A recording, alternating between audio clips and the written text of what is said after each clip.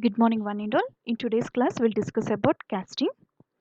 Casting is a manufacturing process where we melt and pour the metal into the cavity in order to get the required shape. So these are the parts of casting. The bottom box is called as drag box and the top part is called as cope box. If you have more boxes, means more than two, then the middle part, the middle box is called as cheek. If you have three cheeks in middle, then we call it as cheek 1, cheek 2 and cheek 3. However, the bottom part is always called as drag box and the top part is always called as cope box. So this entire thing is called as flask.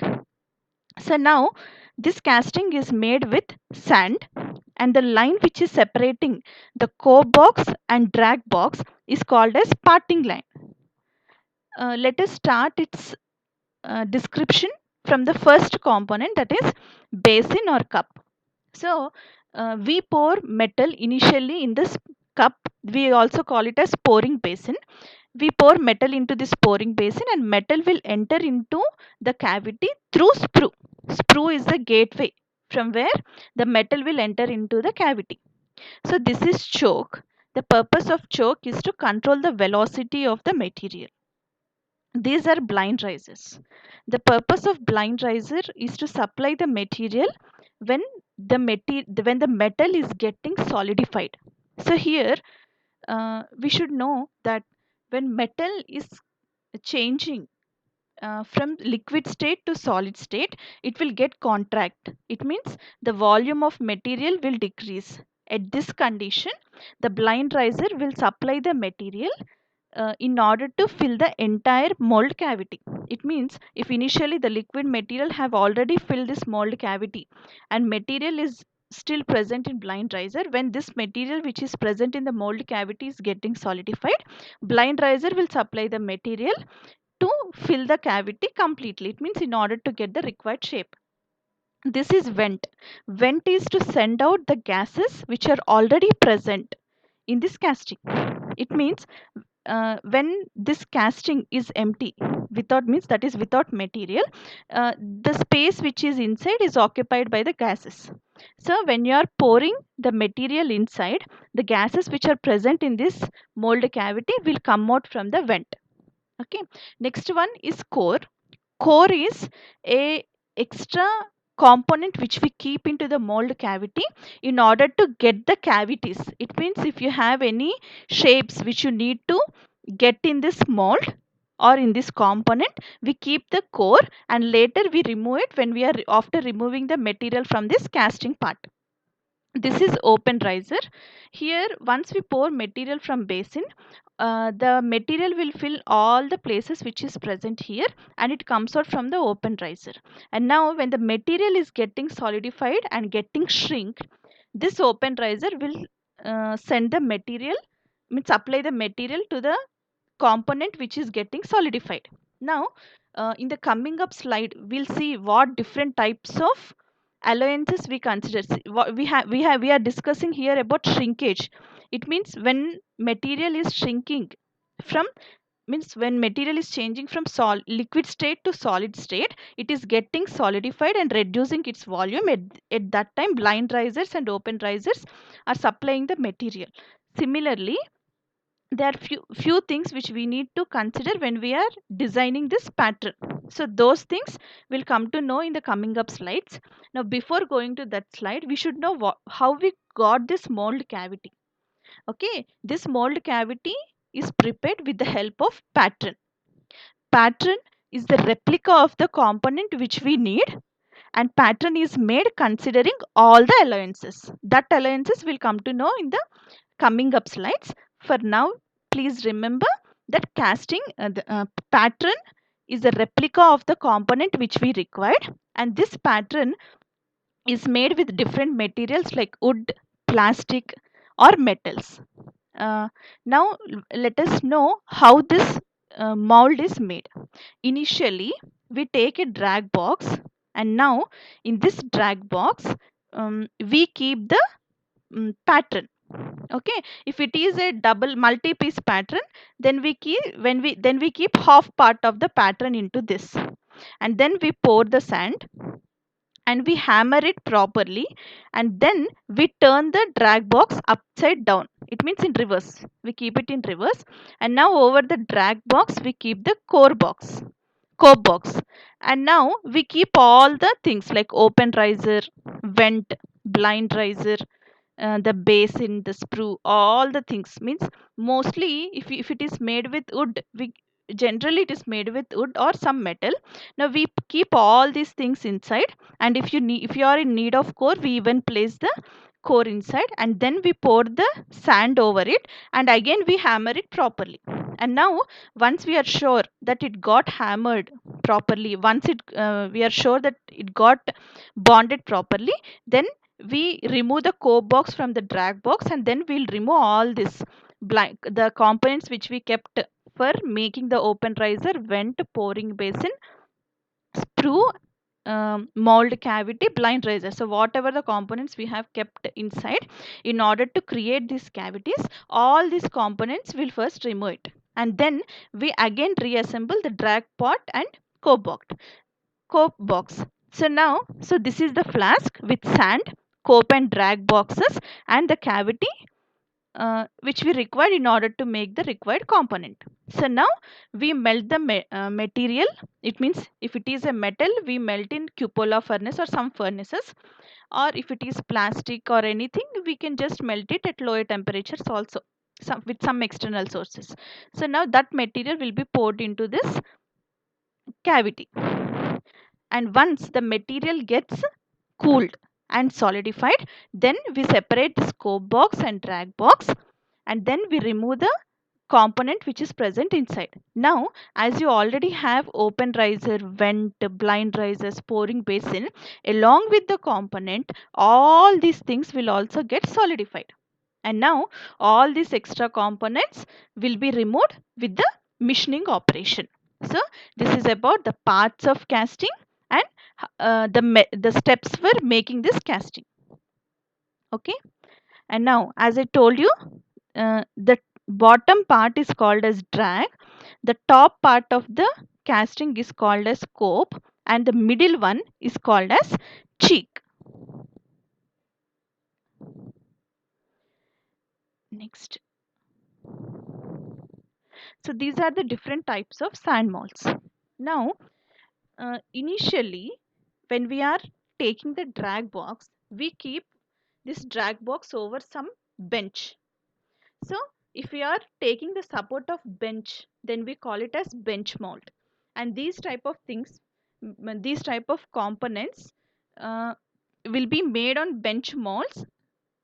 The components which are made in bench molds are generally smaller in size, and if the size is medium and large, it means little bigger than bench molds, which we cannot handle over the benches, such things, such boxes will keep over the floor, and that is called as floor molding.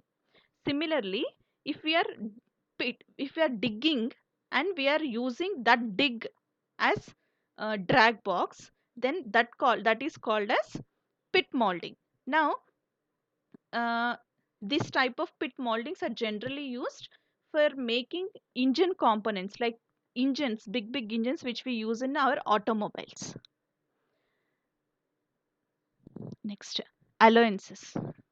We have different types of alloyances: shrinkage alloyance, machining alloyance, draft or taper alloyance, corner and fillet alloyance, ramping and shakeout alloyance, distortion alloyance. Shrinkage alloyance is what we are discussing till now. Shrinkage is when material is changing from liquid state to solid state, the material, the volume of the material will decrease. That is called as shrinkage. And similarly, when material is changing, it means when material is losing its temperature, it means from hot to cool, even at this stage, the material will get shrink. So now these are two types of shrinkages: liquid shrinkage and solid shrinkage. When material is changing from liquid to solid state, we call it as liquid shrinkage. When material is reducing its temperature and getting shrink, then we call it as shrinkage, solid shrinkage. The liquid shrinkage is compensated by risers and blind risers, whereas solid shrinkage should be taken into account when we are making the pattern. Next one is machining allowance. Machining allowance is when we are doing casting. Let us suppose take example of sand casting which we are discussing till now. Huh? Now the surface of the component is not smooth because you are using sand, and the sand particles will show its projection over the component, and hence you don't get the required surface finish. So here what we generally do is after taking the component from the mold, we go for machining operation to get the smooth surfaces. So that's why considering all these things we keep machining allowance. It means keeping some extra material in order to remove it later through machining process is called machining allowance. Next one is draft or taper allowance. Draft allowance is in order to take out the component from the mold cavity, there should be some tapered angle over the vertical faces so that the, the component or the mold, the pattern which we are keeping inside will come out smoothly from the cavity. Next one is corners and fillets. If we keep sharp edges, there are more chances of breaking. So in order to avoid that, we generally keep corners and fillets for easy removal of pattern from the material without breaking or without changing the shape of the component. Next one is ramping and shakeout allowance.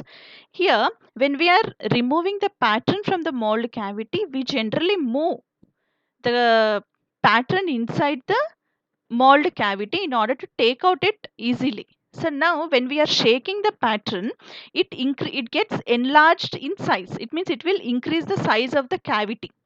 So now considering this, we keep some allowances. We keep some allowance called as shakeout allowance or ramping allowance.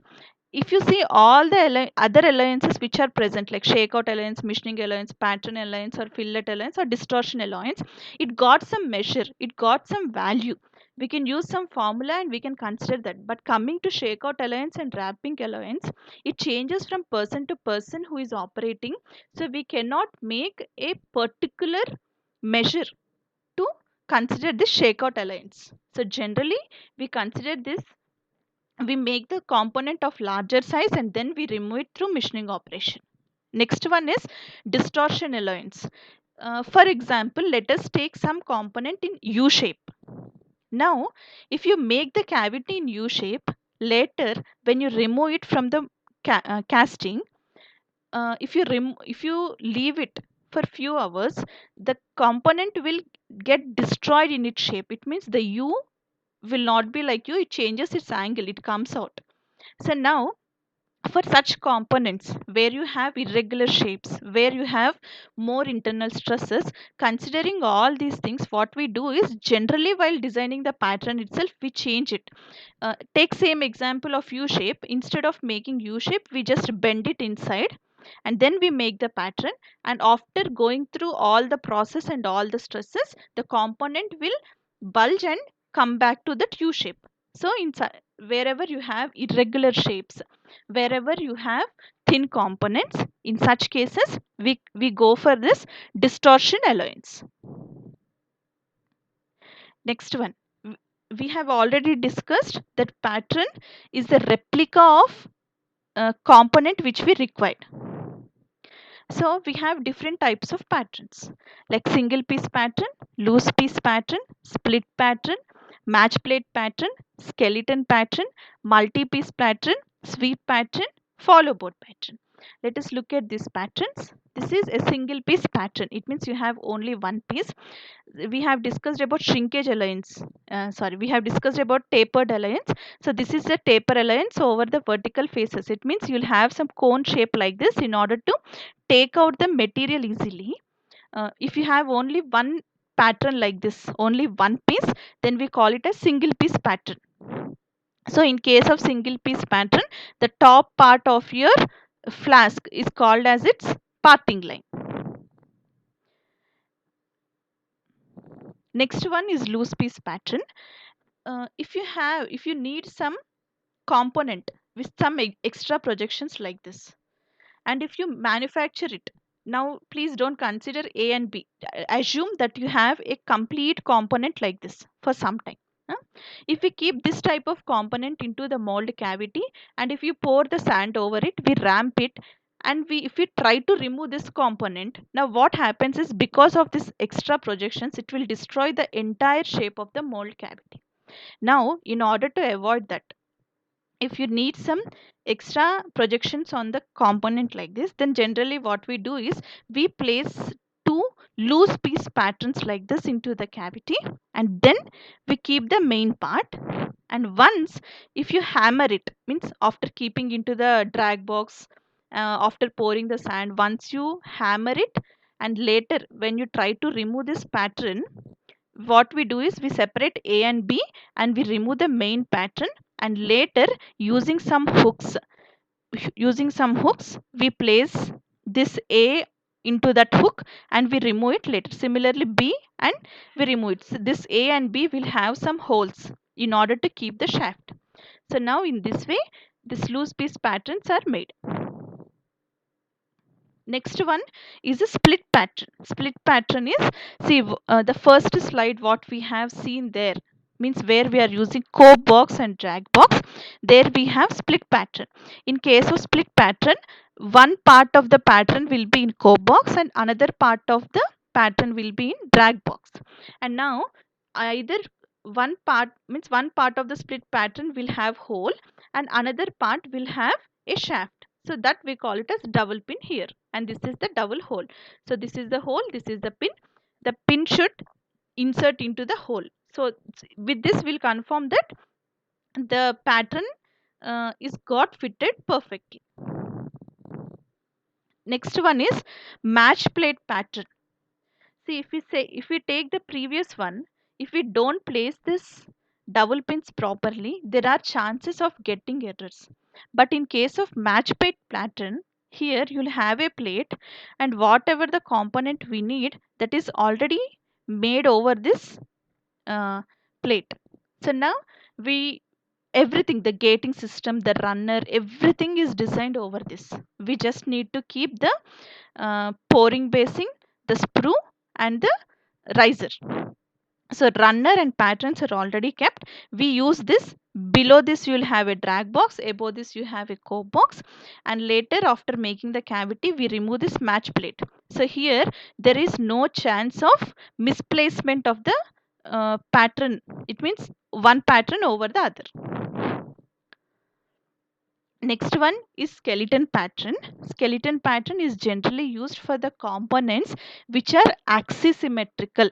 It means which are round. So here the skeleton pattern is a hollow frame. We keep the skeleton pattern into the mold cavity which we required, and we just rotate it, and we remove the material. We get the cavity of required component, and then we pour the material into this uh, cavity which we have made. So skeleton patterns are just frames, and where you use it for axisymmetric components. Next one is multi-piece pattern. It means if you have more than one piece, two piece, then we call it as multi-piece pattern. So this the bottom one, this is the top one, and these are the pieces which are in the middle. Similarly, either the bottom part or top part, any one thing will have hole and another one thing will have shaft. As I told you, this is the drag box, this is the cheek box, and this is the cope box. Next one is sweep pattern.